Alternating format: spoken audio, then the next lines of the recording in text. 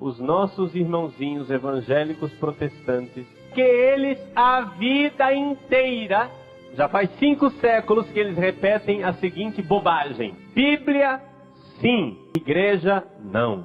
Eu acredito na Bíblia. Eu não acredito em nenhuma autoridade da igreja. Eles acham que podem crer na Bíblia sem crer na igreja. Esse é o problema dos evangélicos. Acompanhe agora, porque agora chegamos ao centro daquilo que eu gostaria de ensinar hoje para vocês. Não é possível crer em Jesus sem crer na igreja. Se você acha que você crê em Jesus e não crê na igreja, meu irmão, prepare-se. Mais cedo ou mais tarde você deixará de crer em Jesus. Existe um complô para acabar com a sua fé em Jesus, que passa justamente pelo caminho da argumentação protestante. Ou seja, o diabo primeiro usa o argumento dos evangélicos. A Bíblia é tudo, a Bíblia é tudo, a Bíblia é tudo. Depois que o diabo colocou isso na sua cabeça, que a Bíblia é tudo, aí depois ele vai e mostra para você que a Bíblia, na verdade, são 27 livros, para considerar só o Novo Testamento. Vamos deixar o Antigo Testamento de lado para não dar confusão.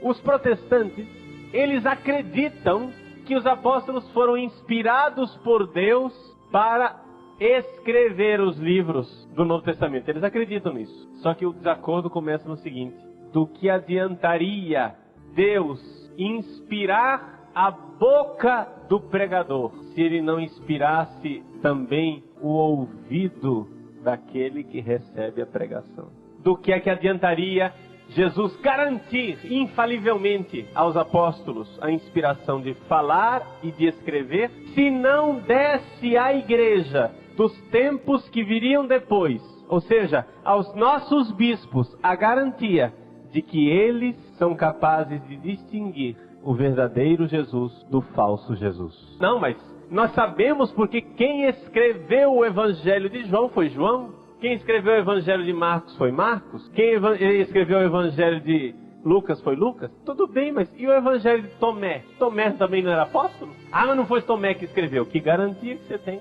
Novo Testamento, que tanto nós como os protestantes estamos nos 27. Vamos ficar aqui no acordo.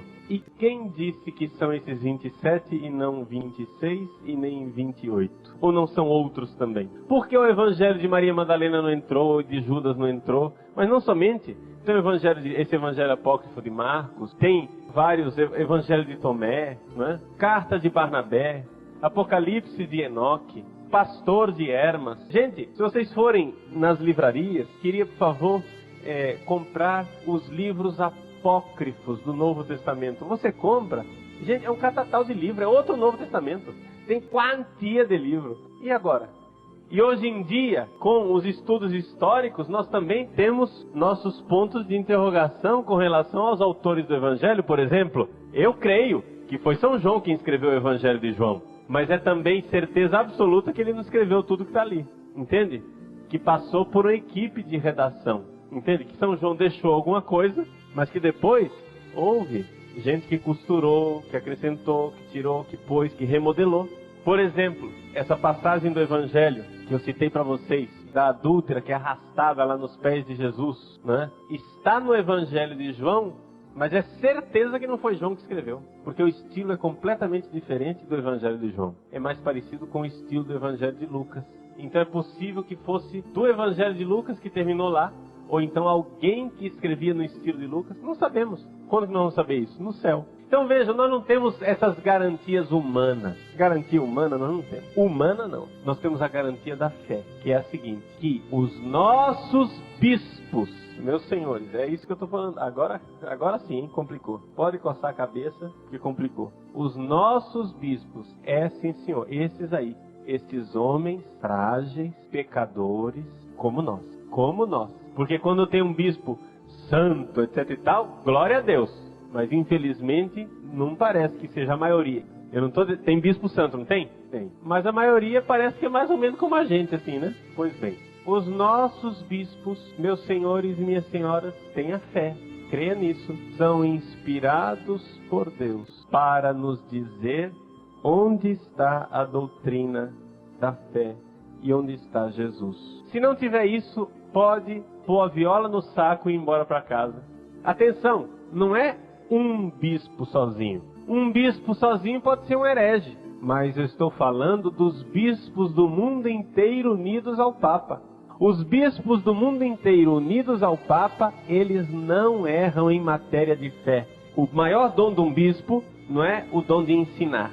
Esse é o segundo maior. O maior dom de um bispo é o dom de ouvir. Foi assim que foi feita a Bíblia. Alguém chegava com um livro. Olha, seu bispo, tem este livro aqui. Fala de Jesus. O bispo se sentava e dizia, lê para mim. Aí o rapaz lia, né? Início do Evangelho de Jesus Cristo, Filho de Deus. Naquele tempo, João Batista começou a pregar no deserto. E aí vai. O bispo ouvia e dizia, esse é Jesus. De ouvir, ele reconhece a voz de Jesus. São João, as minhas ovelhas reconhecem a minha voz. De ouvir. O bispo ouvia e disse, este é Jesus. Aí depois aparecia, olha, apareceu esse outro evangelho aqui, o que é isso aqui? Lê para mim. E Jesus beijou Maria Madalena. Não, esse não é Jesus. Então vejam que isto era através de uma inspiração. A inspiração de Deus nos bispos que reconhecem a voz de Jesus. Agora, meu irmão, minha irmã, se você não crê nos bispos, se você não crê na igreja, você está em alto mar. Aí, ó, põe a viola no saco e vai embora para casa e esquece Jesus, tá? Esquece, porque você não tem condições de saber qual é o Jesus verdadeiro. Não tem como. Se não existe uma autoridade da igreja que diz, este é Jesus, este não é Jesus. Então vejam só, vejam a artimanha do diabo. Eles primeiro tiraram nossa fé na igreja. Aí que tá. O diabo quer primeiro tirar a nossa fé na igreja. Como que eles fazem isso? Primeiro começam a divulgar os pecados da igreja, começam a divulgar como os bispos são pecadores, como os papas também são pecadores. E aí depois que você ficou escandalizado e perdeu a fé na igreja, você diz, não, mas o que é importante é minha fé em Jesus, porque eu creio em Jesus. Igreja não me interessa, o que creio é Jesus. Quanta gente fala isso? É, na verdade, católico, gente, falando isso. Católico falando isso. Quem sabe, Deus o livre, mas não sei, né? Quem sabe você já falou isso um dia. Aí o que acontece? Ele tira a sua fé na igreja e você acha que a sua fé em Jesus vai ficar invicta, intacta. Minha fé em Jesus ninguém abala. Mas aí ele vai e puxa seu tapete. Porque tirou sua fé na igreja e depois ele mostra. E quem disse que esse Jesus que está aí é o Jesus verdadeiro?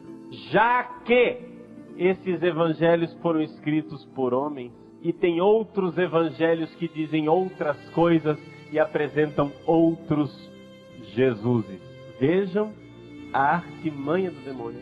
Agora, qual é o problema? Daí vocês veem como nós estamos assediados constantemente pelo demônio para que a nossa fé na igreja não fique de pé. Para que a gente se sinta abalado. Gente, nós precisamos dizer, Senhor, eu creio. Assim como você olha para um pãozinho frágil que parece um pedacinho de cartolina e diz, é o teu corpo, Jesus. Eu não vejo, mas és tu. Olhe para a igreja, na miséria e no pecado e diga, é o teu corpo, Jesus, porque a igreja é o corpo de Cristo. Creia, perdoe os pecados dos homens da igreja, mas creia na igreja. Nós não somos órfãos, a igreja cuida de nós, a igreja nos dá isto.